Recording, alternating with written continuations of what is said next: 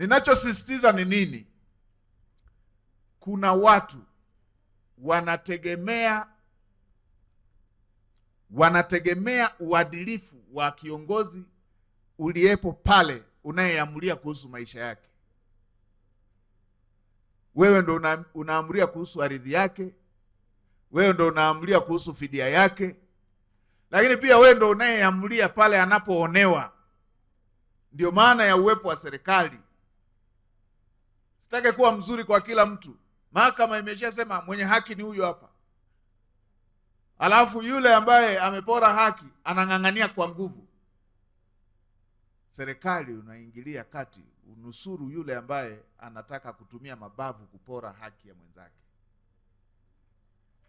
Ndio. Na mimi kote nilikopita na naendelea kuambia na ambako sijapita, kama unajua umetumia tu mabavu hiyo haki ya ustahili, mapema mrejeshe anayestahili. Na nitakuwa napata taarifa za kila mkoa kila mwezi.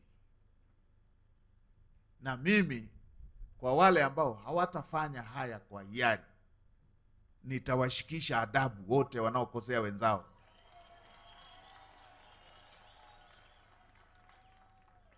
Ndio.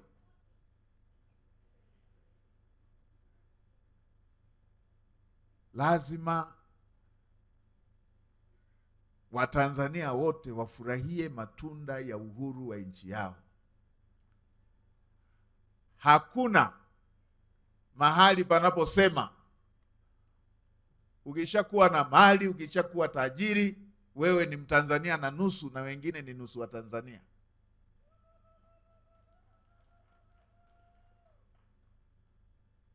Kwa hiyo tuyazingatie hayo. Huwa natoa mfano wa sekta ya elimu. Sekta ya elimu kweli wameendelea kuheshimu sana ule mtiririko wao kuanzia kijijini mpaka makao makuu. Tumesoma pale tukijaza mafomu yale, hatukuwahi kuyapeleka hata katani. Mnajazia pale pale, sijui picha sijui pale pale, sijui namba ya mtihani pale pale, na siku wakikuletea wanakuletea kutoka taifani, wanakuletea pale pale shuleni. Kwa nini sekta zingine mnataka mwananchi amtafute yeye mwenyewe mkuu wa mkoa?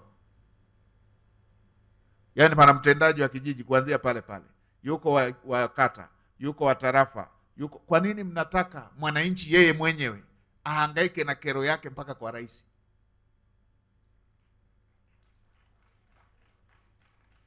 Si kila siku mko pale pale kijijini, na wewe ndo eneo lako alilokugawia rais ndo hicho kijiji.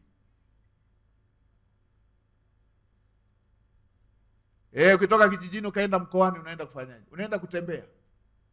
Haubebi kero hata moja ya wananchi. Hapa ndo tunapokosea. Hatukutengeneza ofisi nyingi ili tugawane vyeo.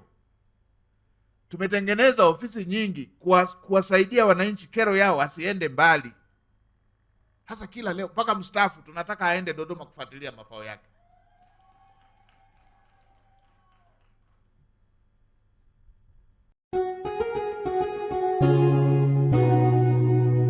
Kasako Media, tunaangazia maisha, tunaandika kesho.